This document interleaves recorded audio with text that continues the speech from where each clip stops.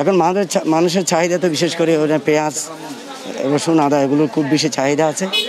আমার মনে হচ্ছে ওরা মজুতদার করে ওরা একটা সংকট তৈরি করার জন্য চেষ্টা করতেছে, যেগুলো না এখানে তো স্টক করার মতো কিছু নাই। আমরা তো এখান থেকে মোকাম থেকে মাল নিয়ে আসলে আমরা এখানে বিক্রি করে দিই।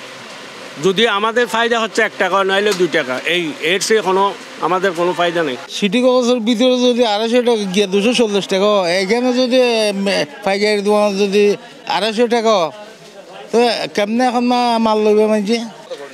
আমি হলুদ নিয়েছি যে 270 টাকা করে। আগে একটু কম ছিল। বাজার পরিস্থিতি কিছুটা রেট নিয়ন্ত্রণ আছে, আর কিছুটা রেট নিয়ন্ত্রণের বাইরে চলে গেছে। আগের চাইতে মশলা জাতীয় পণ্যগুলো 1 কেজির মধ্যে 800 টাকা 1000 টাকা বেড়ে গেছে। এটা বাড়ার কারণ সামনে কুরবান উপলক্ষে নাকি তারা নাকি দাম বাড়াচ্ছে।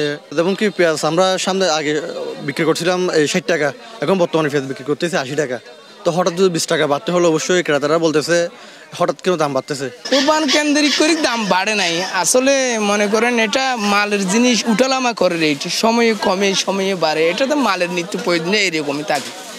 আমরা চাই যে যাতে আমরা সাধারণ মানুষ, বিশেষ করে যারা সাধারণ মানুষ আছে, মধ্যবিত্তরা আছি, আর এগুলো যাতে আমাদের নাগালের মধ্যে থাকে। এবং সিম বলতে আমরা খুচরা ব্যবসায়ী, আমাদের বেশি দাম দিয়ে কিনে আনতে হচ্ছে এবং ক্রেতাদের সাথে একটু ঝগড়াঝাটি হচ্ছে। মানে নিয়ন্ত্রণ থেকে মুকামে যেতে হবে। মুকামে যারা চাষিরা কাজ করছে ওইখানে 3000 টাকা মন বিক্রি হচ্ছে, 3000 টাকা 3100 টাকা যে মন বিক্রি হচ্ছে ওইখানে 77-75 টাকা ওইখানে পড়ে যাচ্ছে।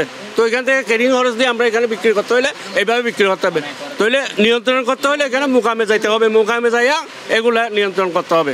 এটা আসলে সিন্ডিকেটের বিষয় না, আসলে সব নিত্য প্রয়োজনীয় রেট বেশি প্রত্যেক আমাদের দেশে না, সবাইদের দেশে একরকম, সেই হিসেবে একটু রেট বেশি। তারপরেও প্রশাসনিকভাবে সরকারিভাবে যদি একটু জনগণের প্রতি দয়া করে মায়া করে যদি এগুলা আরেকটু কমায় আনতে চাই, অবশ্য পারবে ইনশাল্লাহ।